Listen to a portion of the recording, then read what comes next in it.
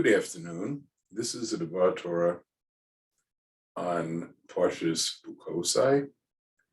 This is the last Parsha in Sefer Vayikra, and it is usually read as a part of a double Parsha Bahar Bechukosai. This year, because the Jewish calendar, which is a lunisolar calendar, has 13 months, the double Parshas are divided. Now, this Parsha, which is read in the United States and other countries outside of Israel next week, is the Parsha for Israel this week. Now, in Parshat Bechukosai, it begins with the following verses.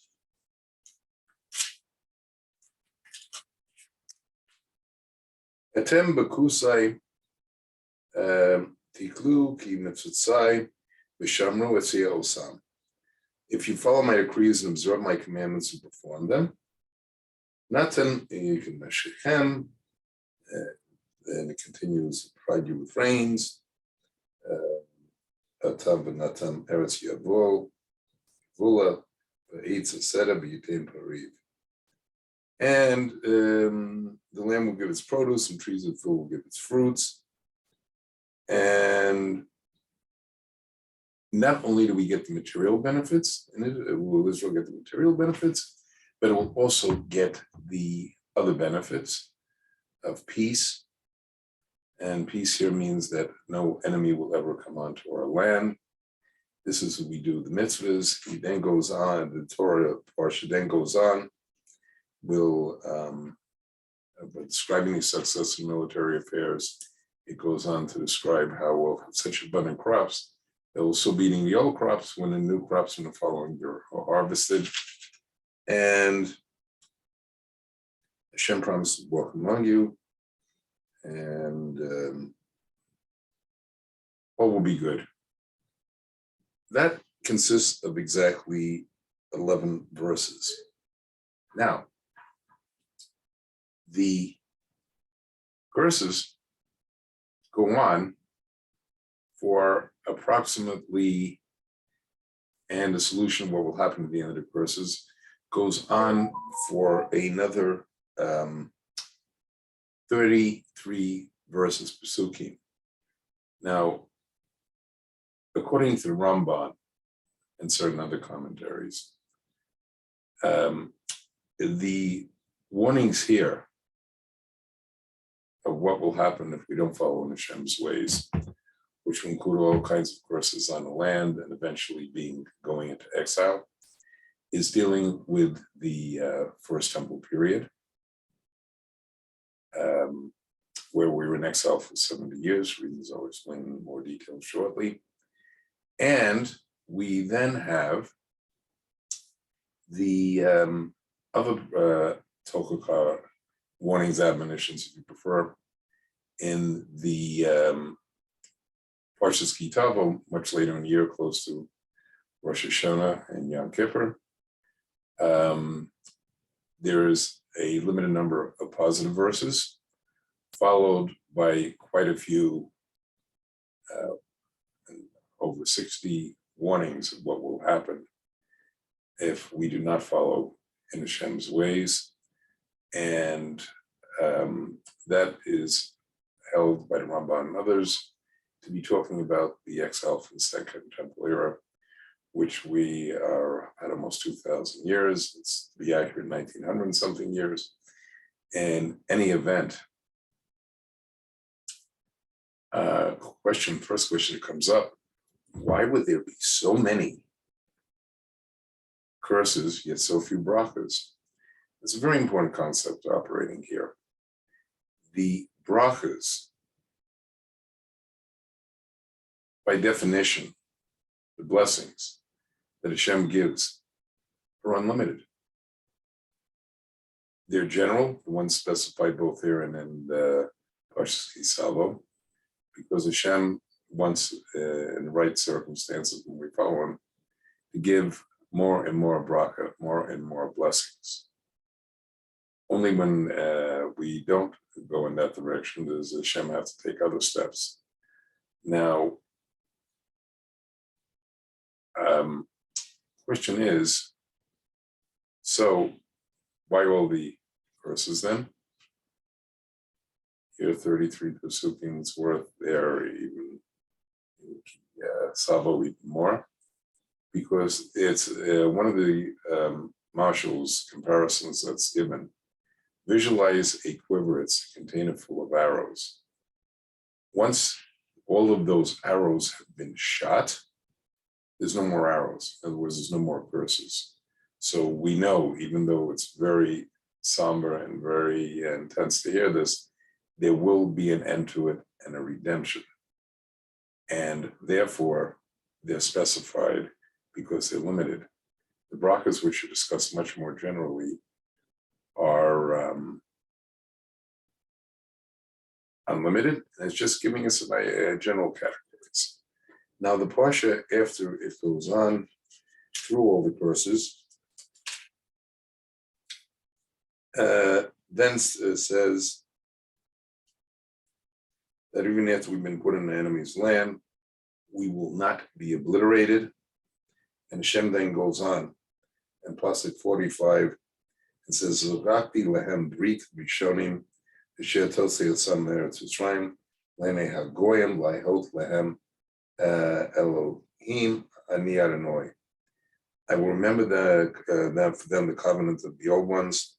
The first ones actually meaning Abraham, Yitzchak, and Yaakov, and the Jews who came out of Mitzrayim, those whom I have taken out of the land of Mitzrayim, before the eyes of the nations, to be God unto them, I am Hashem. And then it continues that Elu Chukim Mishpatim HaToras Asher Natam Adonai Eniyim B'nei Yisrael B'Har Sinai B'Yad Moshe. These are the decrees, the ordinances, and teaching that Hashem gave between himself and the children of Israel at Mount Sinai through Moshe. The Parshat then goes on to say that if a person wishes to give something to the temple, it can be material things, it can be animals, it can be humans. It's not that what's actually given to the temple, but they're evaluated, and the value is given to the temple for that sanctuary. And it's gone into some detail. And then it adds in that talking about tithes of land, anything that we have to give or want to give in Israel, it gives rules for those. And it says, Eile mitzvahs asher tziva Adonai et Moshe el bnei Yisrael b'Har Sinai. Now, finishes positive. It's also indicating that we're coming to the end of the Tekufa of an era when the Jewish people were going to leave Har Sinai. We're supposed to go into the desert under the plan in that year, second year from the Exodus from Egypt. We were supposed to enter Eretz Yisrael, and that's what Sefer Bamidbar is about. And it would have happened but for the sin of the Meraglim spies, which I'll be speaking about in quite a bit of detail when we get to Parshat Shlach in some weeks. Now, what I would like to focus on is within all the talking about things that we've done wrong,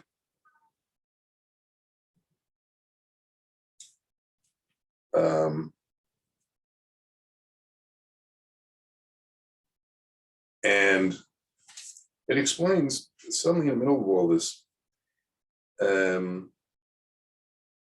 it says that these curses, land has to become desolate. Your cities will be a ruin. We have to go into exile. And then it says in Pasuk 34,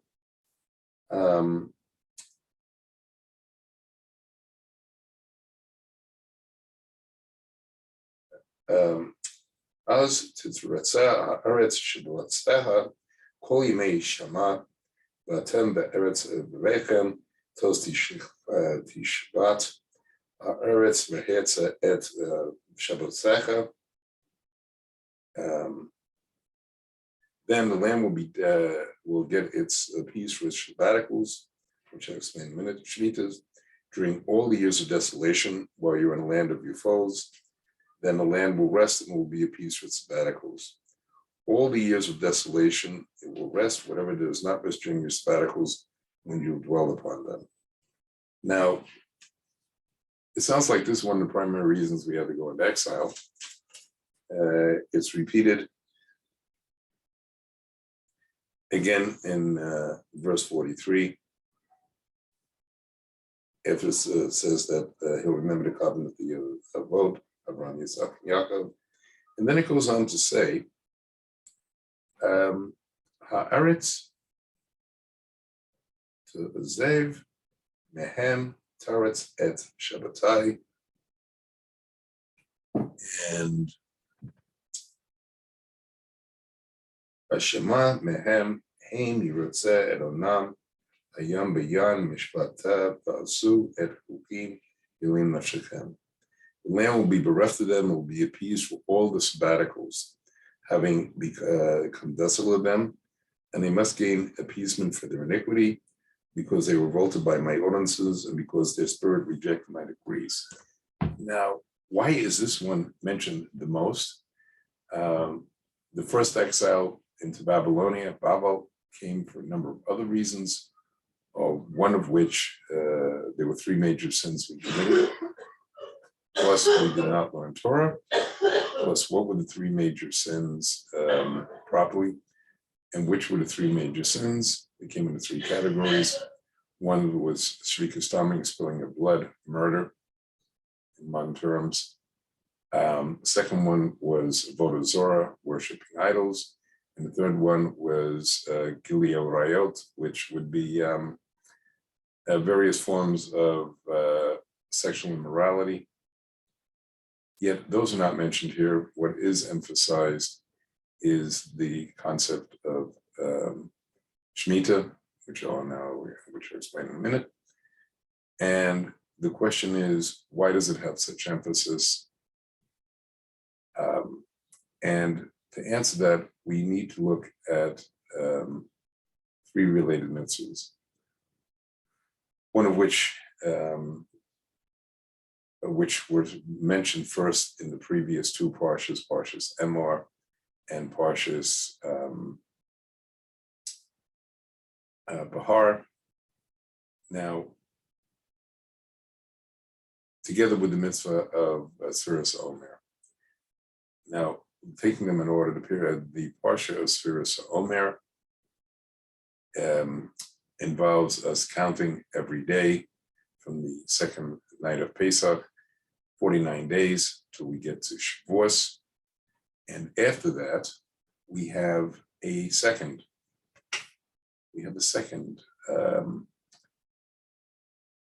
mitzvah. It's called Shemitah. We are supposed to work, the command was to work the land for 6 years. Just like we work on the Shabbat, we work in a week, every week, 6 days. And then the seventh was supposed to be a Shabbat to Hashem. It was supposed to be a resting day for Hashem. That needs explanation. Not that Hashem needs rest, but it was in honor of Shema Hashem, God. The third mitzvah is that of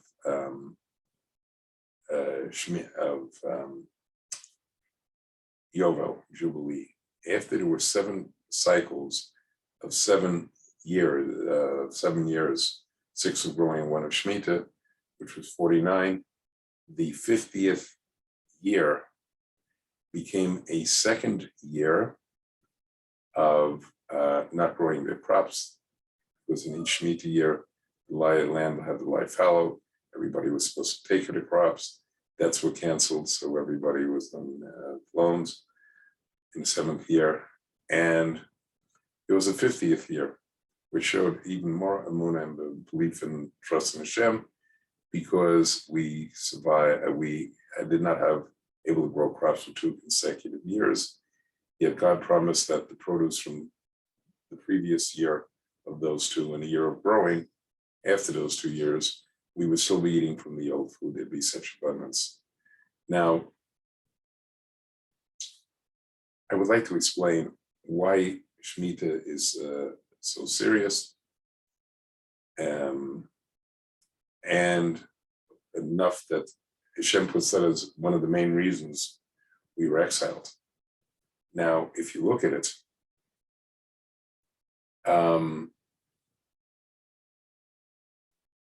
we see a common theme running between 2 common themes here. One common theme we see running here is the concept of 6 years, and then the 7th year is a year of rest, just like Shabbat, for the Shemitah. And the Yovel year, the Jubilee, not only was there no growing of crops, it was another year of serving and being close to Hashem and trusting in God. It also was a year that all people who were Jewish slaves who wanted to serve past their 6 years were freed. A person who was sold their land, except in walled cities. It was not a permanent sale, they got their land back. It was a kind of time of resting and people coming back to what was theirs and to their families. And this is all very true, but what is the deeper meaning? In the Shemitah years, it doesn't mean they didn't keep them at all. What many understand it is they did not study Torah properly. They did not use it as a year to get close to Hashem. And anyway, since there were 70 Shemitahs, 490 years, we wound up with those exiles. Now, as the Ramban explains, and this is also based partially on the teachings of Rav Yeshua ibn Shahib, it's a Rav Talmud of both the Ramban and the Rashba in the 1300s, and as follows: there's a deeper significance. By denying Shemitah, they were denying the essence of Hashem's world and his creation of the same. Why is that? Because in the mitzvah of counting of the Omer, which we do annually, has many meanings. One, if one looks, there are different qualities, 7 different qualities, like kindness and others, that we're supposed to be working on in different combinations. Because what is that saying? That each one of those 49 days, in some ways, is a separate day of working, because there's different qualities. However, it's also one overall mitzvah. So how does how can it be both?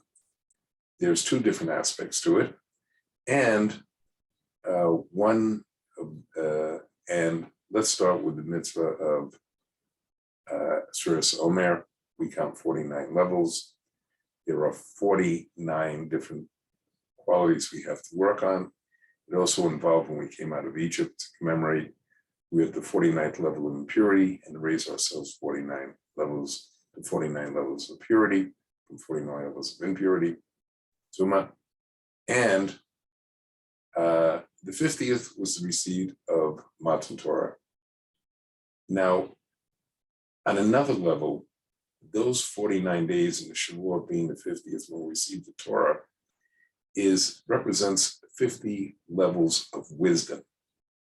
These 50 levels of wisdom, 49 Hashem has given to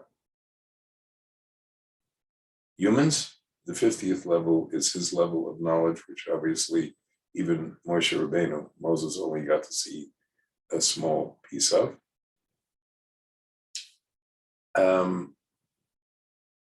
That's one aspect.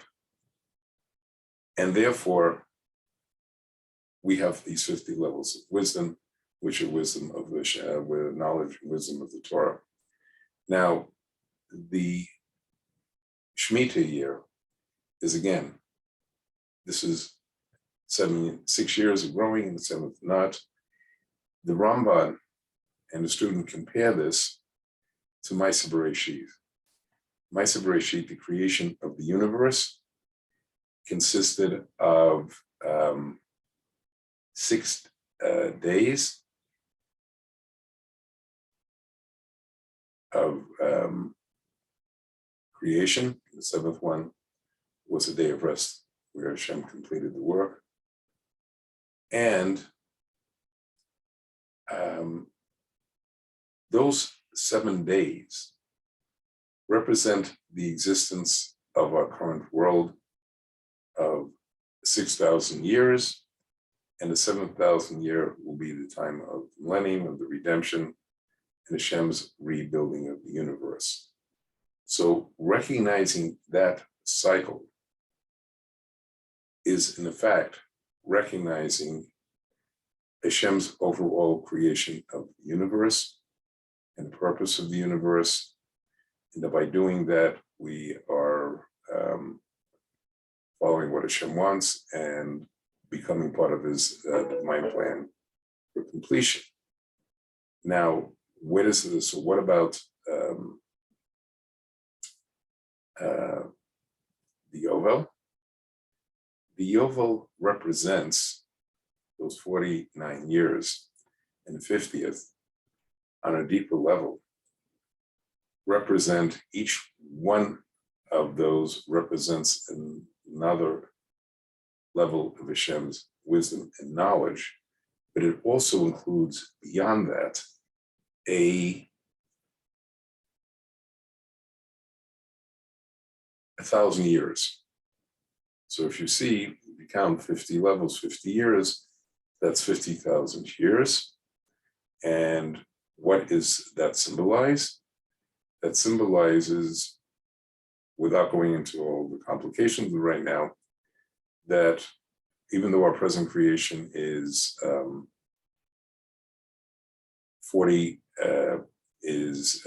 6,000 years, there was 1,000, there were 50 levels, each was 1,000 years, which is 50,000 years, which is, we're talking about part of it prior to the creation of the universe as we understand it. In any event, that was symbolizing the 50 levels and 50,000 years to Hashem's ultimate redemption. This ultimate redemption of will ultimately the ultimate occurrence, where we'll be on a long-time eternal basis much closer to Hashem, both in physical form and spiritual. And Moshe was shown, just before he died, the entire history of the universe until its completion. The one thing he was not shown was this 50th level, this 50th level of history, the last aspect, because that last aspect is going to was something that he wasn't shown, because that represents the ultimate Yovel, the ultimate Jubilee, where we will be very close to Hashem, both physically and spiritually. As we are entering the last 2+ weeks of Sfiras Omer, may we merit to keep on growing both in our personal development and understanding of the Torah and Hashem's universe. Good Shabbos and Shabbat Shalom.